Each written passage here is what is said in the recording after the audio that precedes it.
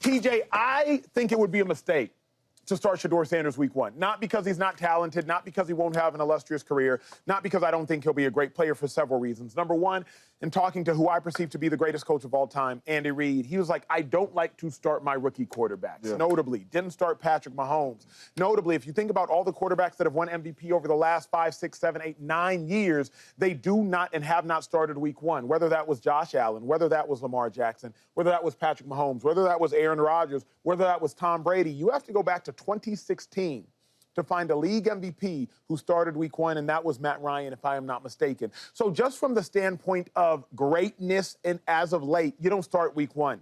But then most importantly for me and viewers at home, I challenge you to consider this. Browns quarterback the last 5 years that start week one, they don't finish the season as a starter. Whether because the Browns don't have the offensive line to protect them or the Browns don't have the team to actually make sure that the record stays quality, if you start week one as a Browns quarterback, Baker Mayfield, Deshaun Watson, Jacoby Brissett, you don't finish the season as the starter.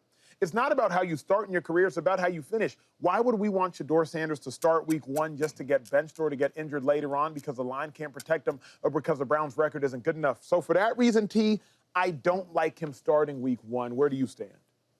It's interesting. Number one, Shedeur started a ton of games in college, so he'll be prepared.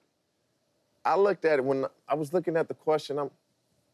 This made me think, if Kenny Pickett starts, then that shows me Kevin Stefanski feels like his job may be on the line. If he starts Shedeur, he know he has a little leeway.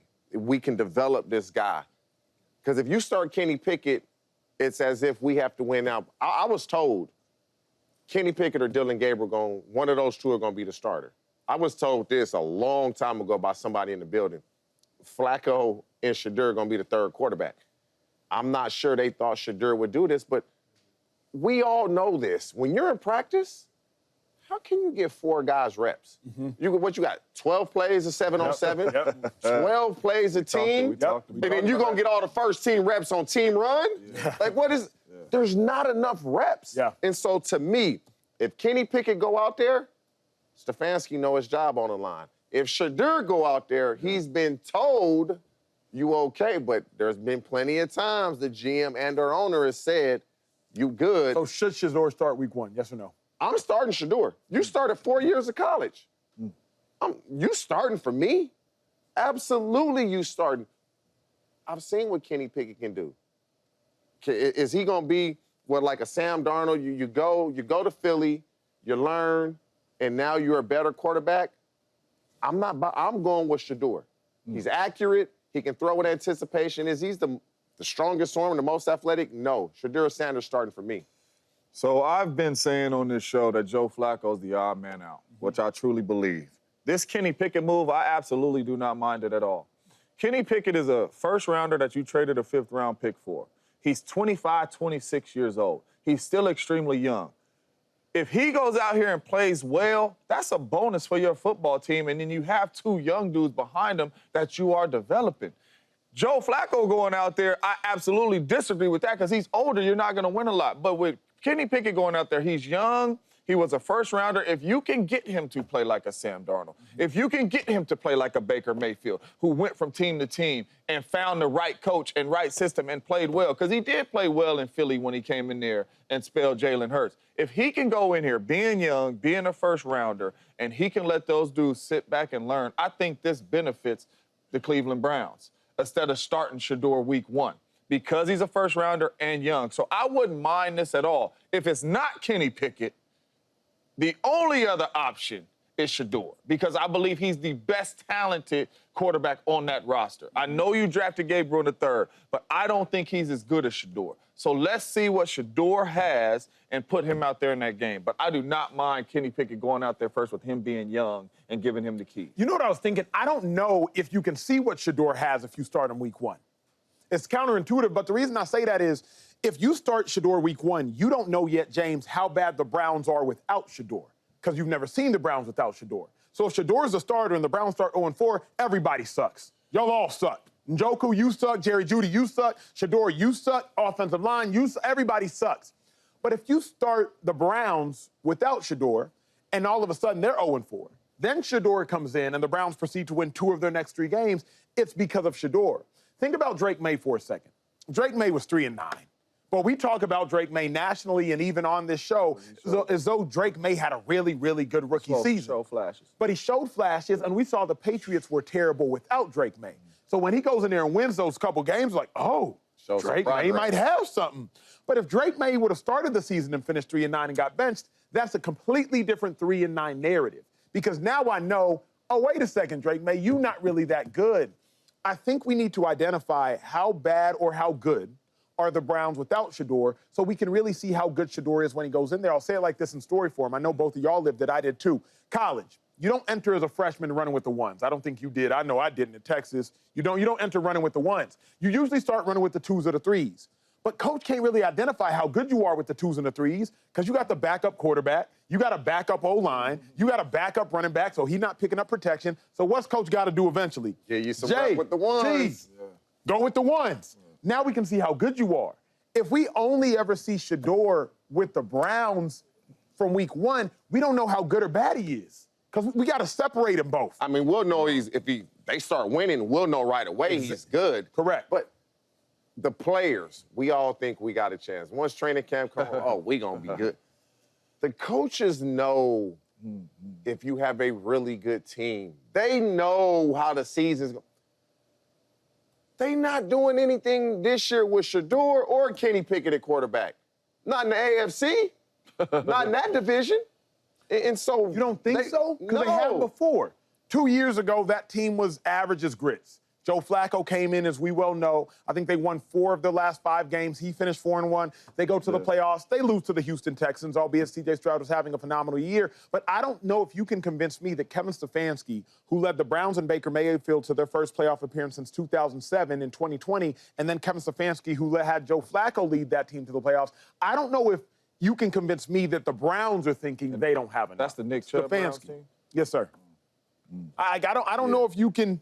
I think if you're the Browns with Stefanski, you're saying to yourself, we got Myles Garrett, we got Denzel Ward, we got a good offensive line, we'll come up with a good running game, we have a phenomenal head coach, we got a chance to make the playoffs. No, they'll have a chance in some games.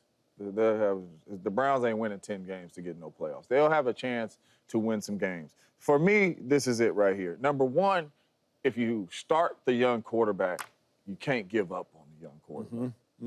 That's number one. So if you're saying, hey, man, Shedeur has came out here in preseason, he has balled out, he has showed us that he's that dude, he's looked well against the ones when we give him some ones reps, we're going to start him.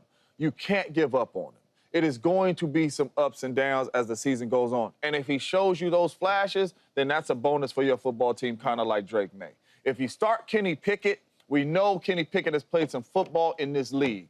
So if he goes out there and it's like the same old Kenny Pickett, then now you put Shedeur out there and you let Shedeur go, but you got to let these young rookies go through the ups and downs. You can't just give up. Question for you. Is it giving up if you start Shedeur goes 1-4, and you're like, you know what? We got another rookie we need to check out. It depends how Shedeur looks. Say he looks like all Browns quarterbacks look, which is average at best.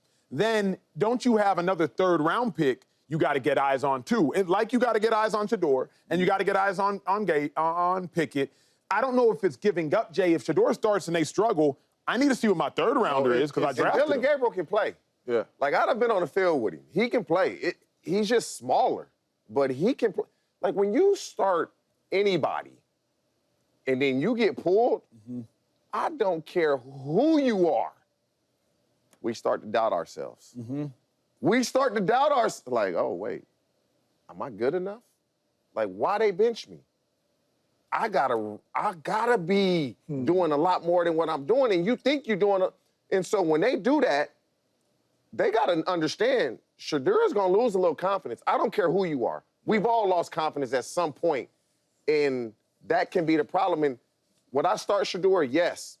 But if it starts bad and you pull him, you can do more harm than good. But the only thing I'm saying is, let's say Shedeur goes out there and he looks like Drake May, to where they're losing, but we like, ooh, the young boy he gonna be good. I think he'd still get pulled.